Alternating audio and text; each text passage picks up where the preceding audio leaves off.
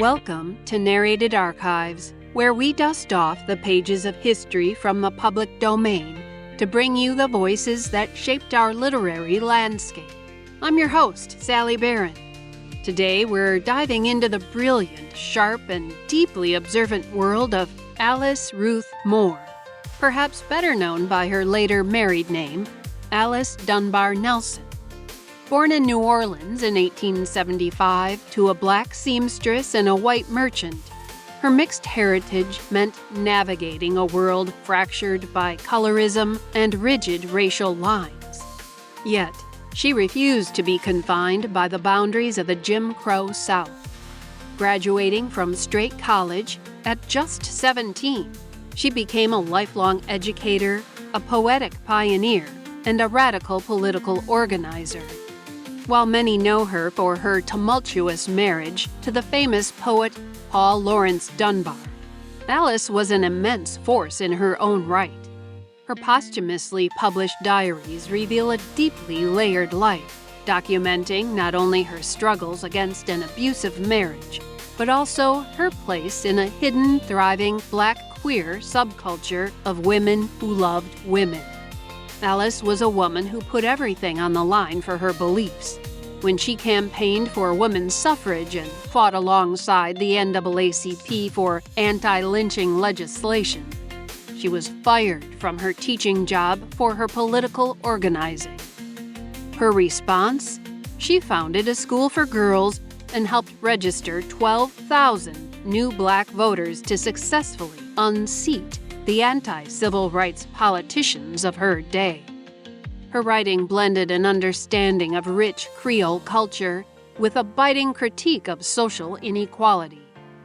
In this episode, we feature 4 distinct selections that showcase her incredible range, from poignant prose to evocative poetry. First, we explore The Woman, a piece highlighting her early feminist perspectives. Next, we share the brief, introspective thoughts of the 10-Minute Musing. Then we walk through the vibrant, atmospheric streets of New Orleans in Anarchy Alley. Finally, we close with the delicate imagery of her poem, Snow in October. Relax, listen, and step back in time. Here is the work of Alice Ruth Moore.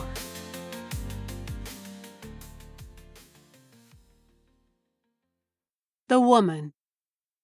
The literary manager of the club arose, cleared his throat, adjusted his cravat, fixed his eyes sternly upon the young man, and, in a sonorous voice, a little marred by his habitual lisp, asked, "Mr. Smith, will you please tell us your opinion upon the question, whether woman's chances for matrimony are increased or decreased when she becomes man's equal as a wage earner?" The secretary adjusted her eyeglass and held her pencil alertly poised above her book, ready to note which side Mr. Smith took. Mr. Smith fidgeted, pulled himself together with a violent jerk, and finally spoke his mind. Someone else did likewise, and also someone else. Then the women interposed and jumped on the men. The men retaliated. A wordy war ensued, and the whole matter ended by nothing being decided, pro or con, generally the case in wordy discussions. Moi? Well, I sawed wood and said nothing, but all the while there was forming in my mind— no, I won't say forming. It was there already. It was this. Why should well-salaried women marry? Take the average working woman of today. She works from 5 to 10 hours a day, doing extra night work sometimes, of course. Her work over, she goes home or to her boarding house, as the case may be. Her meals are prepared for her. She has no household cares upon her shoulders, no troublesome dinners to prepare for a fault-finding husband, no fretful children to try her patience. No petty bread and meat economies to adjust. She has her cares, her money troubles, her debts, her scrimpings, it is true. but they only make her independent instead of reducing her to a dead level of despair. Her day's work ends at the office, school, factory, or store. The rest of the time is hers, undisturbed by the restless going to and fro of housewifely cares, and she can employ it in mental or social diversions. She does not incessantly rely upon the whims of a cross man to take her to such amusements as she desires.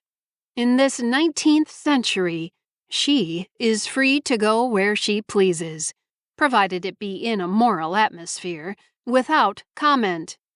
Theaters, concerts, lectures, and the lighter amusements of social affairs among her associates are open to her, and there she can go, see, and be seen, admire and be admired, enjoy and be enjoyed, without a single harrowing thought of the baby's milk or the husband's coffee.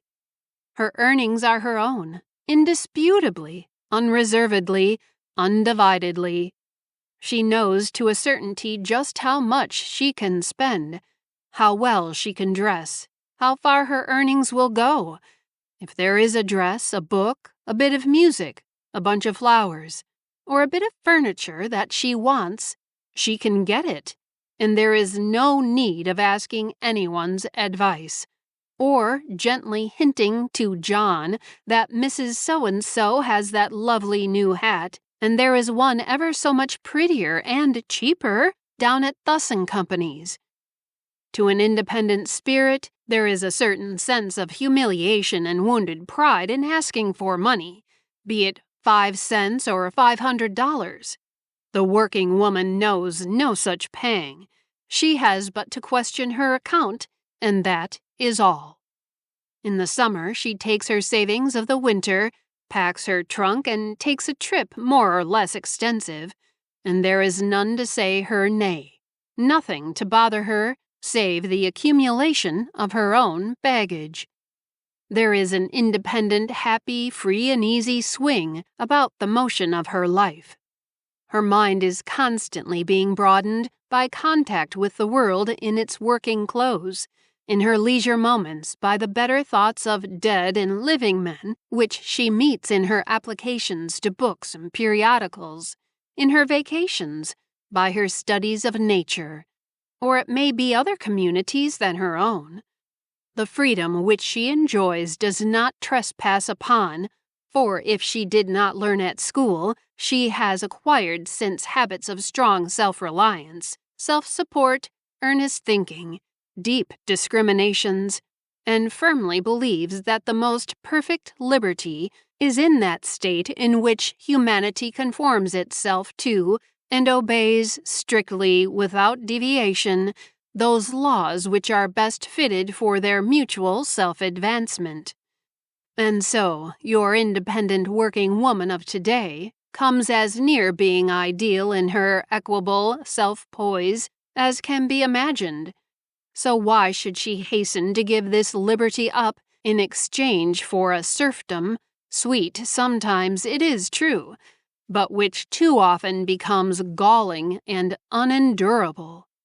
It is not marriage that I decry, for I don't think any really sane person would do this, but it is this wholesale marrying of girls in their teens, this rushing into an unknown plane of life to avoid work. Avoid work.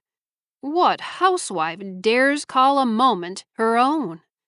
Marriages might be made in heaven, but too often they are consummated right here on earth, based on a desire to possess the physical attractions of the woman by the man, pretty much as a child desires a toy, and an innate love of man, a wild desire not to be ridiculed by the foolish as an old maid, and a certain delicate shrinking from the work of the world.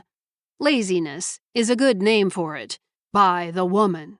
The attraction of mind to mind, the ability of one to complement the lights and shadows in the other, the capacity of either to fulfill the duties of a wife or husband, these do not enter into the contract. That is why we have divorce courts.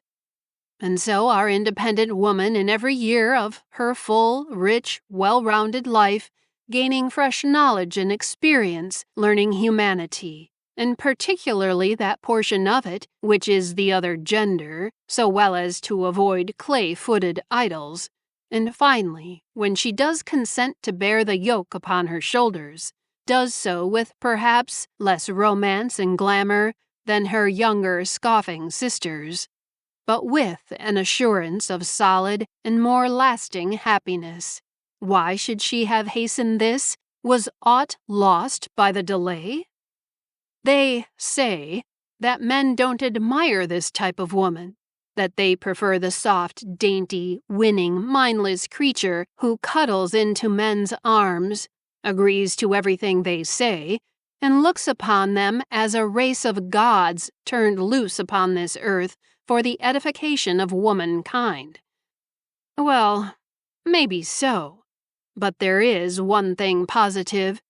They certainly respect the independent one, and admire her too, even if it is at a distance, and that in itself is something. As to the other part, no matter how sensible a woman is on other questions, when she falls in love, she is fool enough to believe her adored one a veritable Solomon. Cuddling, well, she may preside over conventions, brandish her umbrella at board meetings, tramp the streets soliciting subscriptions, wield the blue pencil in an editorial sanctum, hammer a typewriter, smear her nose with ink from a galley full of pied type, lead infant ideas through the tortuous mazes of CAT and RAT, plead at the bar, or wield the scalpel in a dissecting room. Yet, when the right moment comes, she will sink as gracefully into his manly embrace, throw her arms as lovingly around his neck, and cuddle as warmly and sweetly to his bosom as her little sister who has done nothing else but think, dream, and practice for that hour. It comes natural, you see. 10 Minutes Musing. There was a terrible noise in the schoolyard at intermission. Peeping out the windows, the boys could be seen huddling in an immense bunch in the middle of the yard. It looked like a fight, a mob, a knockdown, anything.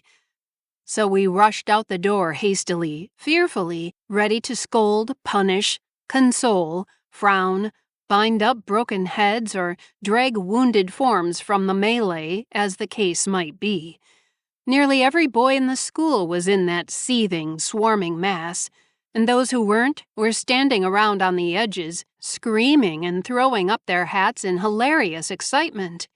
It was a mob, a fearful mob, but a mob apparently with a vigorous and well-defined purpose. It was a mob that screamed and howled and kicked and yelled and shouted and perspired and squirmed and wriggled and pushed and threatened and poured itself all seemingly upon some central object. It was a mob that had an aim that was determined to accomplish that aim, even though the whole azure expanse of sky fell upon them. It was a mob with set muscles, straining like whipcords, eyes on that central object, and with heads inward and sturdy legs outward, like prairie horses reversed in a battle. The cheers and hat-throwers on the outside were mirthful, but the mob was not. It howled, but howled without any cachinnation. It struggled for mastery. Some fell and were trampled over, some weaker ones were even tossed in the air, but the mob never deigned to trouble itself about such trivialities.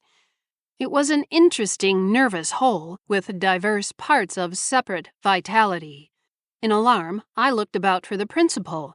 He was standing at a safe distance with his hands in his pockets, watching the seething mass with a broad smile. At sight of my perplexed expression, someone was about to venture an explanation, when there was a wild yell, a sudden vehement disintegration of the mass, a mighty rush and clutch at a dark object bobbing in the air, and the mist cleared from my intellect as I realized it all. Football. Did you ever stop to see the analogy between a game of football and the interesting little game called life, which we play every day?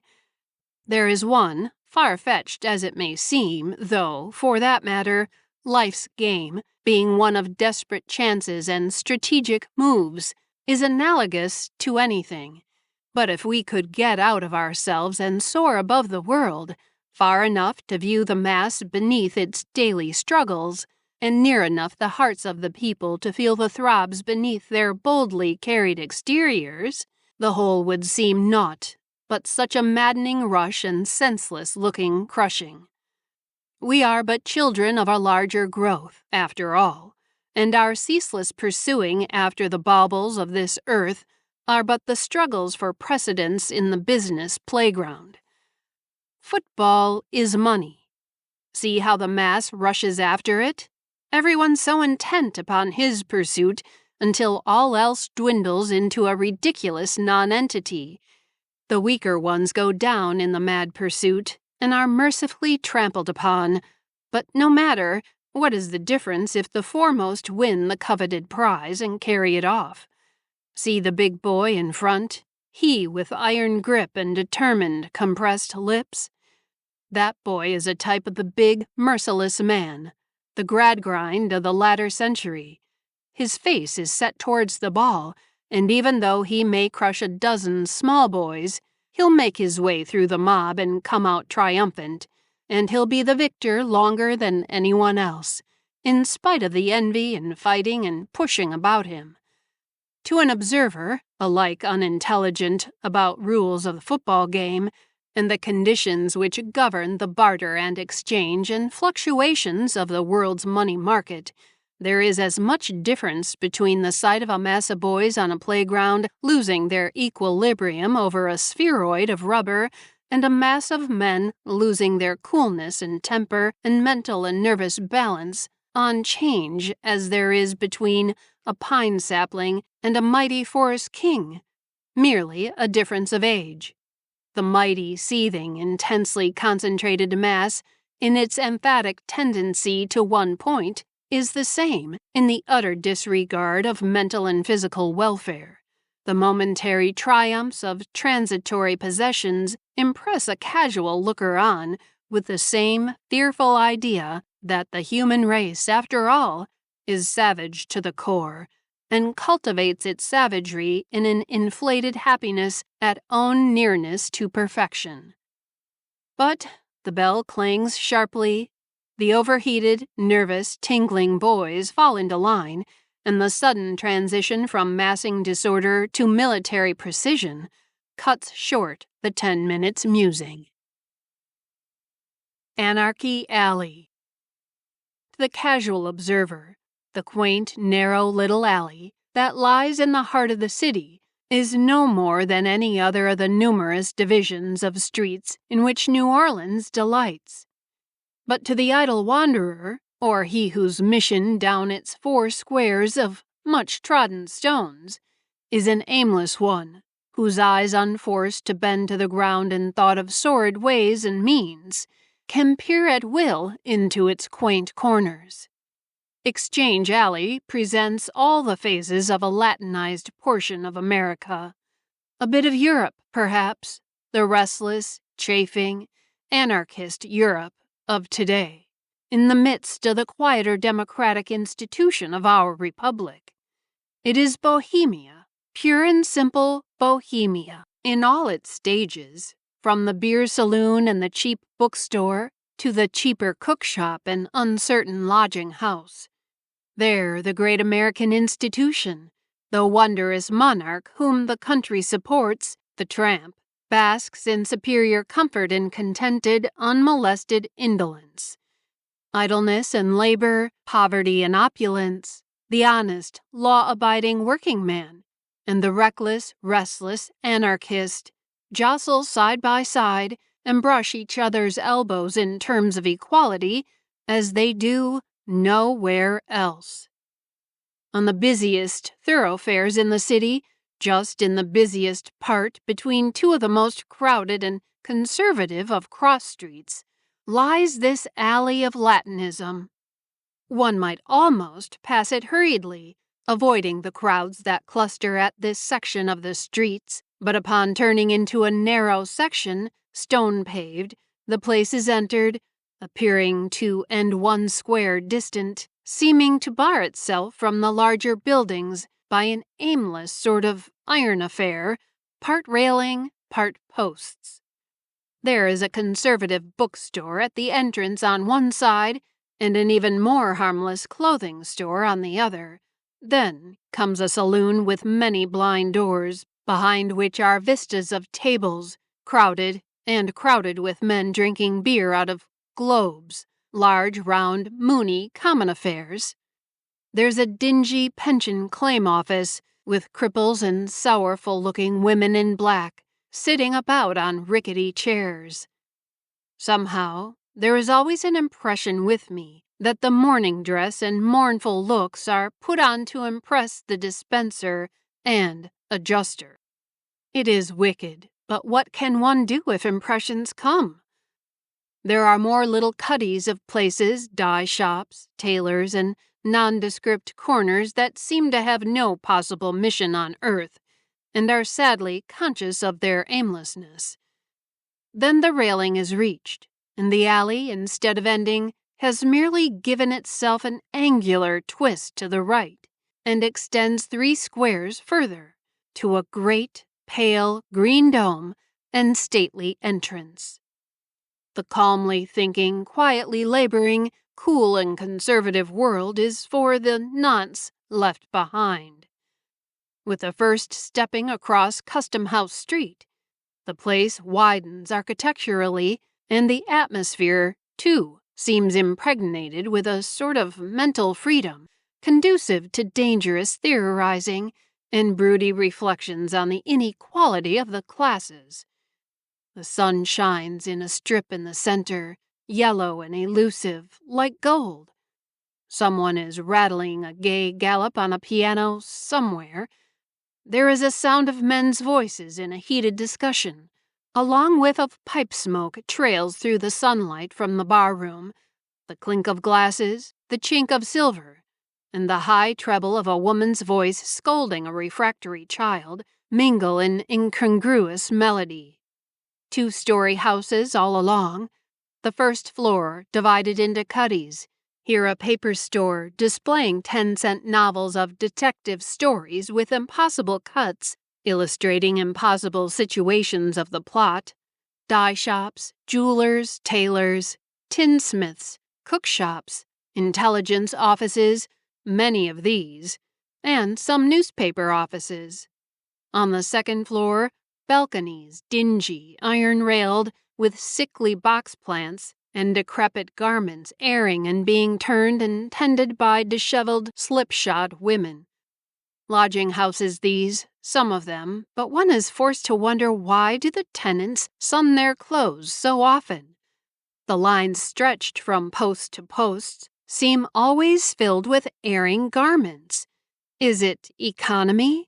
And do the owners of the faded vests and patched coats hide in dusky corners while their only garments are receiving the benefit of old souls' cleansing rays? And are the women with the indiscriminate tresses near relatives or only the landladies? It would be something worth knowing if one could. Plenty of saloons, great, gorgeous, gaudy places, with pianos and swift-footed waiters, tables and cards, and men. The famous Three Brothers Saloon occupies a position about midway the alley, and at its doors, the acme, the culminating point, the superlative degree of unquietude and discontent is reached. It is the headquarters of nearly all the great labor organizations in the city. Behind its doors, swinging as easily between the street and the liquor-fumed halls as the soul swings between right and wrong, the disturbed minds of the working men become clouded, heated, and wrathy, ready for deeds of violence. Outside on the pavements, with hundreds of like excited men, with angry discussions and bitter recitals of complaints, The seeds of discord sown some time since, perhaps, sprout afresh, blossom and bear fruits. Is there a strike? Then special minions of the law are detailed to this place, for violence and hatred of employers, insurrection and socialism find here ready followers.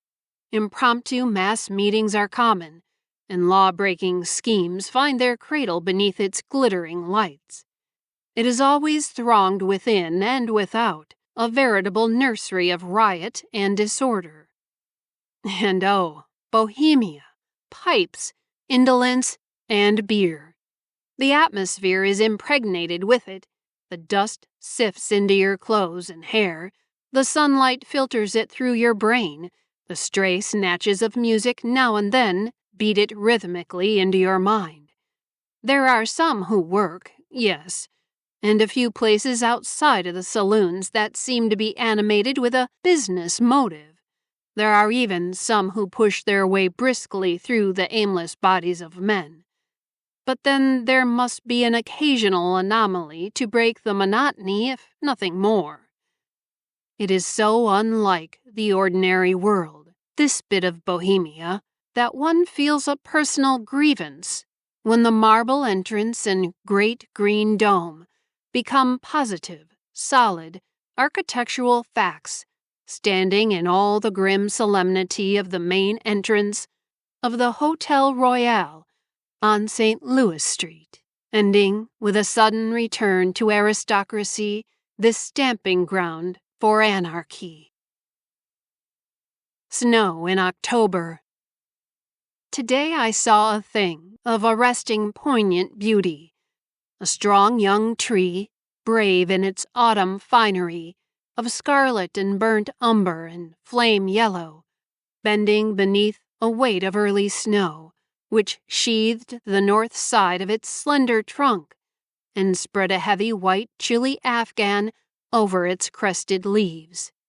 Yet they thrust through, defiant, glowing, claiming the right to live another fortnight, clamoring that Indian summer had not come, crying, "Cheat, cheat," because winter had stretched long, chill fingers into the brown, streaming hair of fleeing October. The film of snow shrouded the proud redness of the tree as a premature grief grazed the strong head of a virile, red-haired man. You have been listening to the words of Alice Ruth Moore on Narrated Archives. It's remarkable how a century later, Moore's sharp eye for human nature and her ability to capture both beauty and injustice still resonate so deeply. Whether painting a picture of a snowy autumn day or detailing the inner lives of women in a changing world, her voice remains vital. If you enjoyed stepping into the archives with us today, please take a moment to rate and review the show on your favorite podcast platform. It helps other history and literature lovers find us. I'm Sally Barron, and this is Narrated Archives. The story may have ended, but the archive is always open. We'll see you in the next chapter of Narrated Archives. Thank you for listening.